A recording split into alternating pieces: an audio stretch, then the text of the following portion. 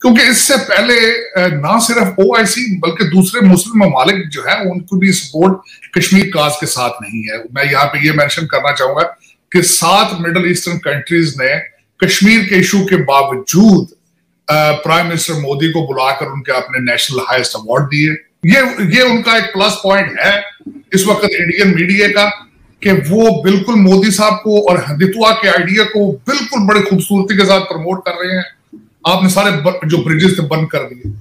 आपने कहा चाइना का सेल्समैन बन गए। आपने कहा अफगानिस्तान में चाइना हम लेके जाएंगे, इसमें पैसे बनाएंगे। रिकॉर्ड आता है वो 1000 से ज्यादा एक साल के अंदर 1000 से ज्यादा बच्चियों को ये जबरदस्ती मियां मिट्ठू और इस तरह के लोग हैं जो ले जाते हैं और रिलीजन चेंज करवा के शादियां करवा रहे। Hindu, Christian, Parsi, non Muslim मस्जिद को तोड़ दे, पाकिस्तान में जाए उस मस्जिद को पूरा तोड़ दे जैसे हमने उनके मंदिर के साथ किया था। क्या वो दोबारा बनाने के बाद उसको माफी मिलेगी? नहीं मिलेगी। उसके पूरे खानदान को जला दिया जाएगा। यहाँ पे एग्जाम्पल्स मौजूद हैं जिधर पूरी फैमिलीज को मार दिया गया है। यहाँ पे जिस तरह से जर्नलिस्ट को उठा लिया जाता है, जिस तरह से गायब कर दिया जाता है, जिस तरह से मार दिया जाता है, शायद ही कहीं होता हो।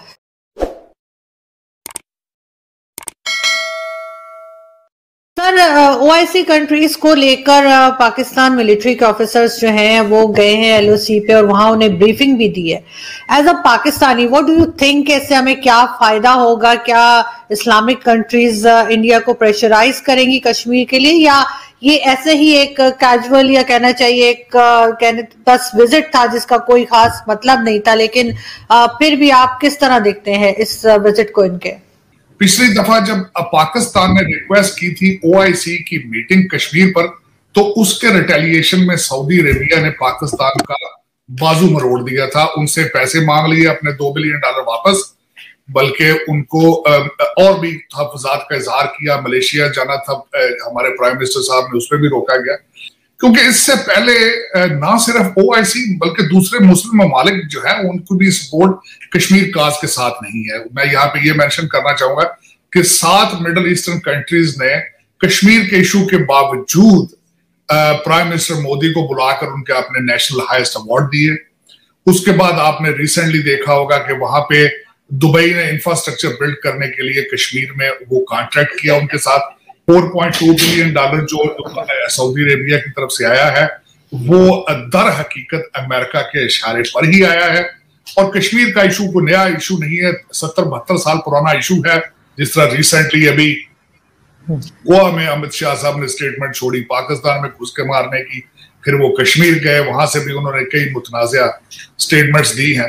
तो कश्मीर का मसला मुसलमानों की जिंदगी का standard of quality of life, वही चीज है जो भारत हमें बलूचिस्तान के लिए कहता रहता है। वो हमें बलूचिस्तान के लिए सेम यही बातें करते हैं जो हम उन्हें कश्मीर के लिए करते हैं। लेकिन असल सिचुएशन क्या है वो पता करना ज्यादा जरूरी है और उसके बाद हमें अमन की तरफ बढ़ना चाहिए। एक दूसरे के ऊपर इल्जामात लगाने कब तक चलेगा? ये उनका एक प्लस पॉइंट है इस वक्त इंडियन मीडिया का कि वो बिल्कुल मोदी साहब को और हिंदुत्व के आइडिया को बिल्कुल बड़ी खूबसूरती के साथ प्रमोट कर रहे हैं।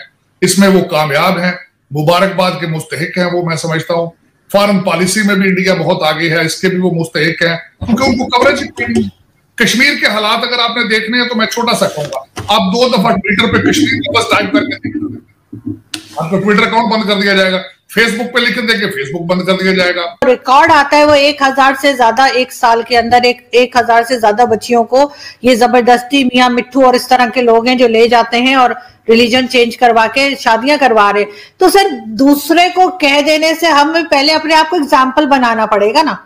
अगर हमारे यहाँ सब ठीक होगा तभी हम किसी दूसरे के ऊपर बात करने के काबिल। मैं कुछ सारी को मैं से ड्रा नहीं करना चाहता, मैं कर रहा हूँ कि पाकिस्तान में सब अच्छे की रिपोर्ट है लेकिन अब इंडिया से बेहतर है, मेरा ये कंपैरिजन था। आप उनकी बात कर रहे हैं, यहाँ से 1121 बच्चियां क्रिश्चियन जो चाइना चली गई हैं जिनसे जिस्म फरोशी कराई जा रही है, वो भी तो इशू इसी तरह के उधर भी इशू चल रहे हैं। ये तो मैं नहीं कह रहा हूँ। Hindu, Christian, Parsi, non Muslim मस्जिद को तोड़ दे, पाकिस्तान में जाए उस मस्जिद को पूरा तोड़ दे जैसे हमने उनके मंदिर के साथ किया था। क्या वो दोबारा बनाने के बाद उसको माफी मिलेगी? नहीं मिलेगी। उसके पूरे खानदान को जला दिया जाएगा। यहाँ पे एग्जाम्पल्स मौजूद हैं जिधर पूरी फैमिलीज को मार दिया गया है। आपके 97% पॉपुलेशन मुस्लिम है, आपको सेकुलरिज्म की जरूरत नहीं है। इंडिया की मजबूरी है। अच्छा, मैं उनके आर्गुमेंट से भी वो कहता हूं, मुझे कई मैंने इंडियन दोस्तों से आर्गुमेंट किया इस चीज पे अपने हिंदू भाइयों के साथ। वो कहते हैं जी देखिए 1947 में आपने इस्लाम के नाम पे पाकिस्तान बना लिया है, हमें हक बनता है हम अपने मजहब के बेस पे अपना हिंदुस्तान बना ले। सर इस्लामाबाद तो उन सिटीज में आता है जहां पे सबसे ज्यादा खतरनाक यानी खतरा है जर्नलिस्ट को। यहाँ पे जिस तरह से जर्नलिस्ट को उठा लिया जाता है, जिस तरह से गायब कर दिया जाता है, जिस तरह से मार दिया जाता है, शायद ही कहीं होता हो। तो इस्लामाबाद तो उस लिस्ट में भी शामिल है। लेकिन बलूचिस्तान की बात मैं इसलिए कर रही थी कि वहां पे मिसिंग पर्सन्स का बहुत इशू है और वहां पे दूसरे कई इश्यूज हैं जिसके ऊपर जो है वो हमें बात नहीं करने दी जाती। हमारे मीडिया भी जो है, जो इवन टीवी चैनल है, वो भी बहुत कम बलूचिस्तान की बात करते हैं। लेकिन सर ये लास्ट में मैं आपसे यही पूछना चाहूंगी कि ये मांगे तांगे पे कब तक रहेंगे? कब तक सऊदी अरब से पैसे मांग लिए, चाइना से ले लिए, अमेरिका से ले लिए, ये कब तक चलेगा? सऊदी अरब में तो लास्ट टाइम भी वापस मांग लिए थे, चाइना से लेके देने पड़े। ये इस तरह कब तक मुल्क चलेगा? मुल्क ऐसे नहीं चला करते सर। आपको किसने कहा है आरजू का मुल्क चल रहा है? मुल्क तो रुका हुआ खड़ा हुआ, ये चलता हुआ मुल्क इस तरह थोड़ी होता है, मुल्क तो खड़ा। अब मैं आपको बताता हूं कि आपके ये पैसे मांगने वाली स्टोरी क्या बन रही है। आपका जब आपने पहले कहा कि हम चाइना के साथ हैं, हिमालय है, डेफिनेटली नॉट है, ये है वो है, हमारे पास और भी ऑप्शन है, आप कॉल ना करो, हु केयर, सारा कुछ हो गया। आपने सारे जो ब्रिजेस थे बंद कर दिए। आपने कहा चाइना चाइना, चाइना का सेल्समैन बन गए। आपने कहा अफगानिस्तान में चाइना हम लेके जाएंगे, इस पे पैसे बनाएंगे, ठीक। उसके बाद जब चाइना की इकोनॉमी कोविड का इंपैक्ट आया, जब सारा सप्लाई चेन टूट गया और उसके बाद उनके रिजर्वेशन आए कि अफगानिस्तान में जाके फंस ना जाए हम लोग, और उन्हें पता चला कि अफगानिस्तान और पाकिस्तान में दो चीज, एक चीज सबसे बड़ी कॉमन है, करप्शन है। वो तो मिलियन डॉलर थैले में डाल के बॉर्डर क्रॉस कर जाते हैं पठान लोग जो है। तो जब उन्होंने और इंटरनेशनल कम्युनिटी थोड़ी पीछे हटी तो पाकिस्तान की जब चीखें निकली, डॉलर नहीं मिले क्योंकि दुबई की प्रॉपर्टियां और सारी लंदन की प्रॉपर्टियां पर टारगेट था सारा। तो उसके बाद फिर आए IMF के पास 3 मिनिस्टर, यहाँ आए सऊदी अरेबिया के आगे पीछे। अब लेकिन ये बताएं, आपने पिछले सालों में वेस्टर्न सिविलाइजेशन को सब कंफ्यूज किया। वो कहते हैं कि आप हमारे साथ डबल गेम खेलते हैं। आज वही जो आप चाइना दोस्त थे, आप हटके जब IMF के पास गए हैं, आप जब सऊदी अरेबिया और अमेरिका के पीछे पड़े हैं, तो वो क्या सोच रहे होंगे आप कि आप हमारे साथ भी डबल गेम खेलते हैं? तो ये आप, मेरा मकसद कोई एक दरवाजा तो छोड़ देते कि जिसके पास वापस दोबारा जाया जा सकता। मुझे ये बताएं कि इस वक्त CPEC के अंदर जो कुछ इन्वेस्टमेंट हो चुकी है, अगर वहां खड़ी हो जाती है जिसपे, आपका क्या ख्याल है चाइना के लिए नुकसान नहीं होगा? आप उससे अपने रिलेशनशिप दोबारा ठीक किस तरह करेंगे? ये क्वेश्चन मार्क है। और दूसरा ये बात है कि एक टोपी उतार के दूसरी की टोपी तीसरे पे चौथे पे करने से इस तरह कंट्री थोड़ी चलते हैं। बल्कि आपको बहुत ज्यादा रकम तो वापस करने वाली है। आपके कई लोन जो है वो मैच्योर हो चुके हैं।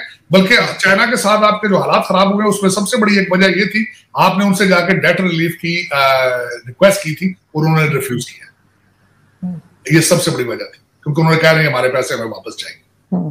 फिर आपने उनसे कहा कि हमें बिजली पावर सेक्टर में और लोन दें, उस पर रिजर्व उनके तहफुजात थे। फिर आपने रेलवे के लिए कहा कि पैसा लगाए, उनके तहफुजात थे उन पे। और ये सारी चीजें ऐसा दासू डैम बंद हुआ, वो 39 बिलियन आपसे मांग रहे हैं, वो हालात खराब।